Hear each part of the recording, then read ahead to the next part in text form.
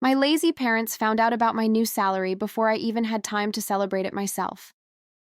One moment, I was sitting on my worn-out couch, staring at the promotion email like it was some kind of miracle, my heart racing, my vision blurry with disbelief.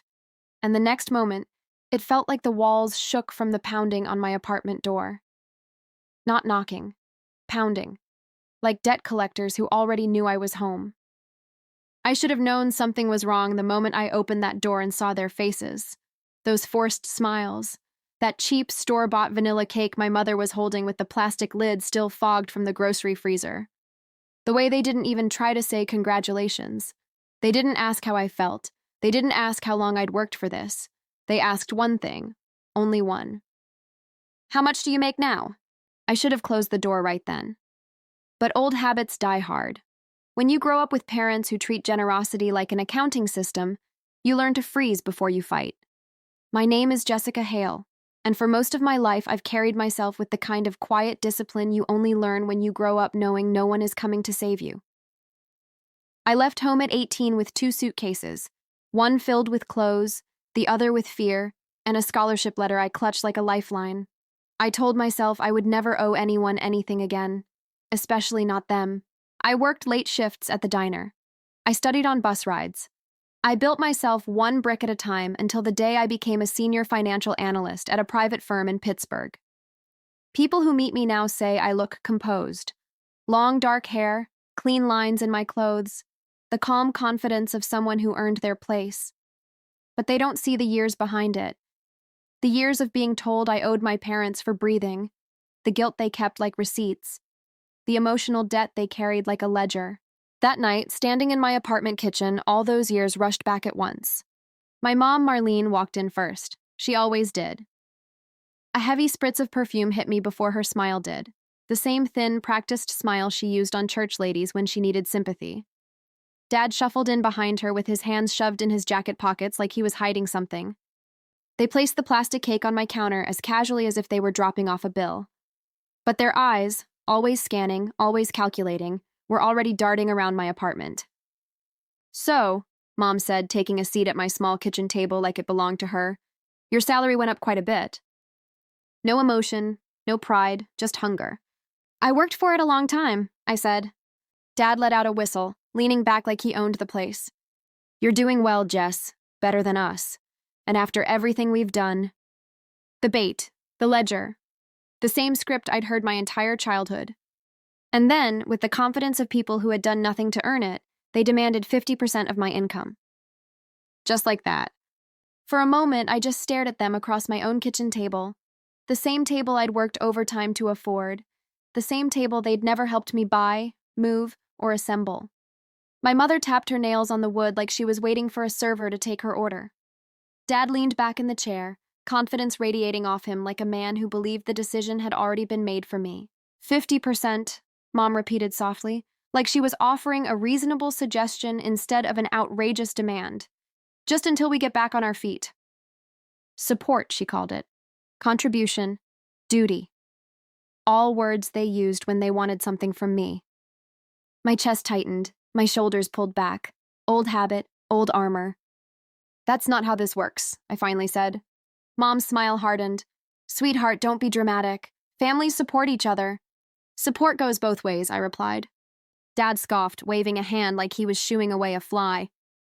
We raised you, fed you, gave you a roof. You wouldn't be where you are without us.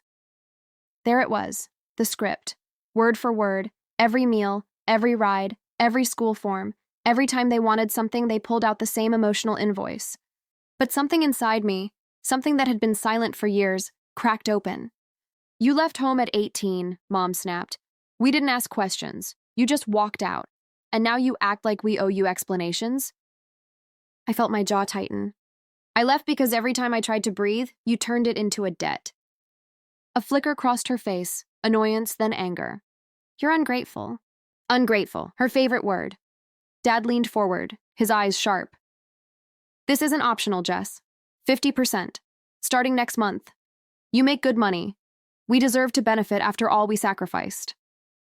You didn't sacrifice, I said quietly. You survived. There's a difference. Dad's face reddened. We are your parents. You owe us. Something in me snapped clean. I stood, not fast, not loud, just final. The chair legs scraped softly against the floor, a small sound that felt like the beginning of something huge. Their eyes followed me as I walked to the counter. My breath was tight, but my voice came out steady. You didn't come here to celebrate me, I said. You came to take. Mom's brows pinched. Dad's smirk faded. I opened a drawer and pulled out the envelope I'd prepared weeks ago, long before tonight, before I even knew I'd need it. I held it between two fingers. This, I said, is everything you're really here for. Their eyes lit up with greedy certainty. They thought it was money. They thought they'd won. But that envelope was the beginning of their downfall. And they had no idea. The days that followed felt like walking through a house where every room was filled with smoke. You could breathe, but every breath reminded you something was burning. My father barely spoke to me unless it was to remind me of responsibilities, family image, or priorities. My mother kept her distance, watching me with the kind of disappointment usually reserved for someone who had done something unforgivable. My siblings? They just followed his lead like they always had. But none of them understood what it took for me to get here. The 6 years of scraping money together, saying no to every small joy, every invitation, every chance to live a little. They didn't know the nights I came home from double shifts with my hands shaking because I hadn't eaten since morning. They didn't know the sacrifices. Or maybe they knew, and simply didn't care. The house key sat in my hand like a symbol of betrayal, at least to them. To me, they were freedom. And maybe that was the real problem. Because the moment I bought that house, something in the family structure cracked. I didn't ask them for money. I didn't ask for permission. I didn't bow my head the way they were used to. I acted for myself for once, and instead of pride, it triggered something ugly. The first real explosion happened 3 nights later. I'd gone to visit my mother, hoping to talk things out. She was in the kitchen, her back turned to me, chopping vegetables like the cutting board had insulted her. I quietly said, "Ami, can we just talk? I don't understand why—" She cut me off without turning around. "You embarrassed your father." My breath caught. By buying a house with my own money? That was when she turned. Her eyes were tight, angry, tired. Not the mother who used to stay awake for me when I came home late from studying. "You made it look like he failed, like he couldn't provide. You made him look small." I stared at her, stunned. I wasn't thinking about him being small. I was trying not to spend my entire life waiting for someone to approve my dreams. She slammed the knife down. And that is exactly the problem. You don't think of this family before yourself. I almost laughed, bitterly, because for years that's all I had done.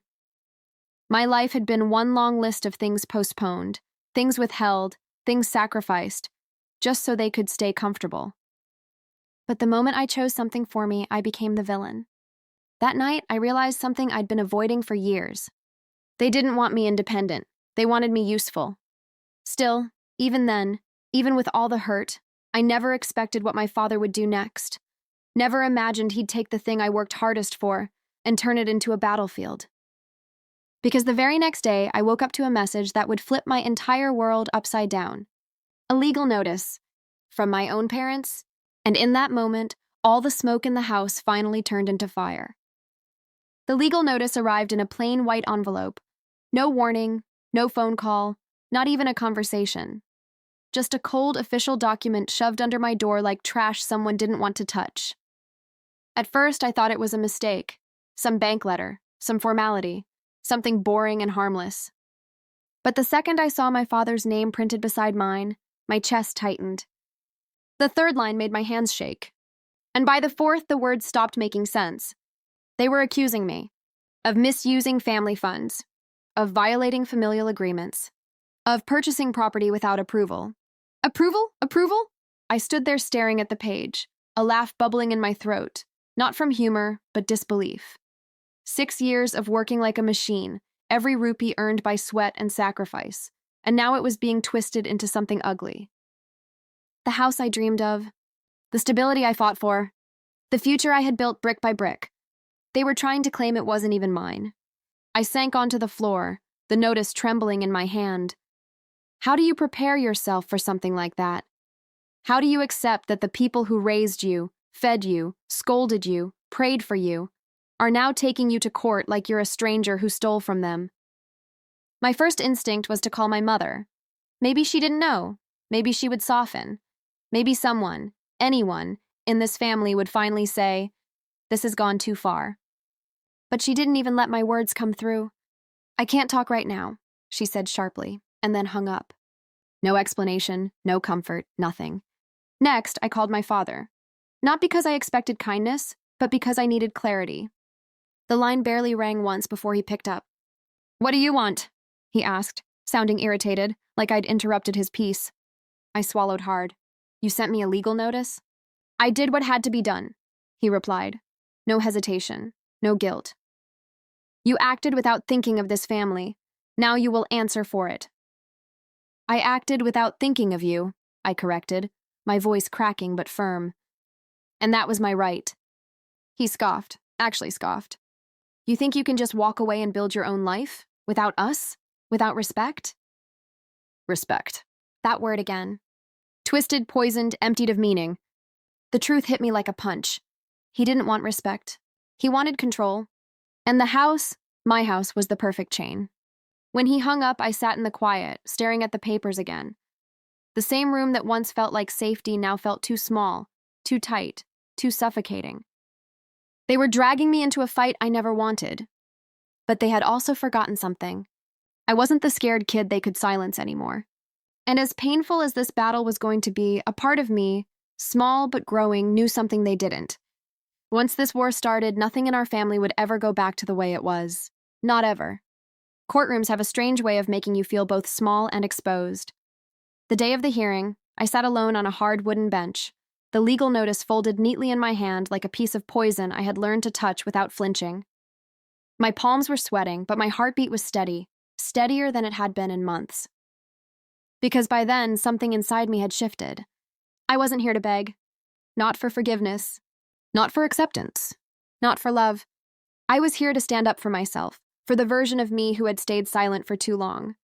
When my parents walked in, they didn't even look at me. My father's jaw was tight, my mother's eyes cold. They sat on the opposite side like strangers who just happened to share my blood. Seeing them like that hurt, but not in the same sharp way it used to. This pain was dull, familiar, almost expected. Maybe that was the saddest part.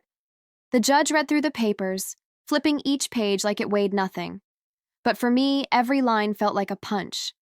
Then he asked the simplest question. "Did you use your own earnings to buy this house?" "Yes," I replied. "And were these earnings independent of your parents?" "Yes." My father tried to interrupt, insisting it was about respect and family principles.